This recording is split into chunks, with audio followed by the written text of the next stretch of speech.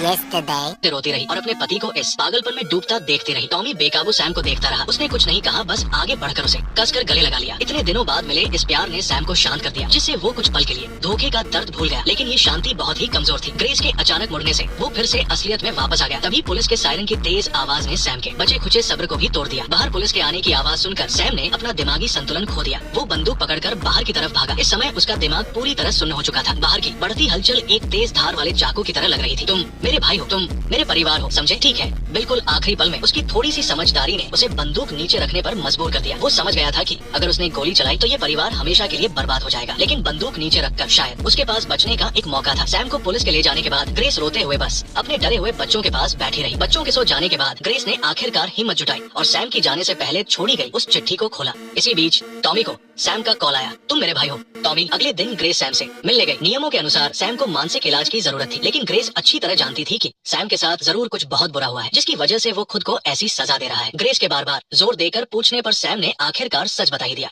मैंने उन्हें मार दिया। मैंने जो विल्स को मार डाला। मुझे नहीं पता किसने कहा था कि सिर्फ मौत ही युद्ध का अंत देख सकती है। मैंने युद्ध का अंत देखा है, लेकिन सवाल ये है कि क्या मैं अब और जी पाऊंगा? फिल्म का अंत किसी सस्ते और नकली हैप्पी एंडिंग के साथ नहीं होता। हालांकि ग्रेस और सैम अब एक नई शुरुआत की राह पर थे, लेकिन घाव अभी भी ताजा थे। लेकिन वो रसोई जिसे सैम ने तोड़ा था आखिरकार फिर से ठीक हो गई। शायद फिल्म में सुधार और माफी को लेकर यही सबसे बड़ी उम्मीद है। उस दर्द से पहले वाले वक्त में कभी वापस नहीं जा सकते, लेकिन हम उन घावों के साथ जीना सीख सकते हैं। एक साथ बैठकर खाना खा सकते हैं, भले ही वहाँ खामोशी हो, लेकिन अब उसमें कोई डर नहीं होगा। जब सैम ने अफगानिस्तान की उस काल कोठरी में लोहे का डंडा उठाया था, तो उसने सिर्फ अपने साथी की जान नहीं ली थी, बल्कि अपने जीवन भर के उसूलों को भी तोड़ दिया था। जब टॉमी अपनी भतीजी को हंसाने की कोशिश कर रहा था, तो वो सिर्फ परिवार की कमी पूरी नहीं कर रहा था, बल्कि अपनी खुद की जिंदगी के खालीपन को भी भर रहा था। सैम और टॉमी एक ही सिक्के के दो पहलू थे। एक बिल्कुल परफेक्ट हीरो था और दूसरा एक नाकाम इंसान जिसे कोई नहीं मानता था। लेकिन किस्मत के इस खेल में दोनों ने एक दूसरे को बचा लिया। सैम के जाने के बाद टॉमी एक आवारा लड़के से सुधरकर पूरे परिवार का सहारा बन गया। अपने साथ और जिम्मेदारी से उसने बच्चों के दुख को कम किया और इसी बहाने उसे एक बेटे और परिवार के हिस्से के रूप में अपनी अहमियत का एहसास हुआ। और सैम के पूरी तरह से टूटने और सच कबूल करने से दोनों भाइयों के बीच का शक और दूरी खत्म होने की गुंजाइश बन गई। जैसा कि फिल्म बताती है, भाईचारे का मतलब ये नहीं है कि हमेशा एक जैसी सोच हो, बल्कि ये है कि जब तुम पूरी तरह से टूटे हो तब भी मैं तुम्हारे साथ खड़ा रहूंगा और तुम्हारे अंदर की लड़ाई में तुम्हारा साथ दूंगा। हर इंसान अपनी जिंदगी के किसी न किसी पल में वापस लौटे हुए सैम जैसा बन सकता है, जो न भरने वाले घावों के साथ एक अनजान सी जिंदगी का सामना करता है, या फिर टॉमी की तरह किसी अनजाने कोने में चुपचाप अपनी खामियों को सुधार कर आगे बढ़ सकता है और कुछ नया सीख सकता है। जिंदगी हमें कभी कोई परफेक्ट कहानी नहीं देती। वो अचानक से होने वाले नुकसान, मजबूरी में लिए गए फैसले और वो पछतावा जिसे हम कह नहीं पाते, ये सब हमारी जिंदगी का हिस्सा है। लेकिन यही कमियां हमें टूटने पर एक दूसरे को गले लगाना और अंधेरे में रोशनी की किरण ढूंढना सिखाती है। बिल्कुल सैम की तरह जिसने आखिर में सब भूलने का फैसला किया, और टॉमी की तरह जो कभी उसे छोड़कर नहीं गया। परिवार का प्यार और इंसानियत की गर्माहट आखिर में युद्ध और किस्मत की क्रूरता को हरा ही देती है। चाहे जिंदगी हमें कितने भी घाव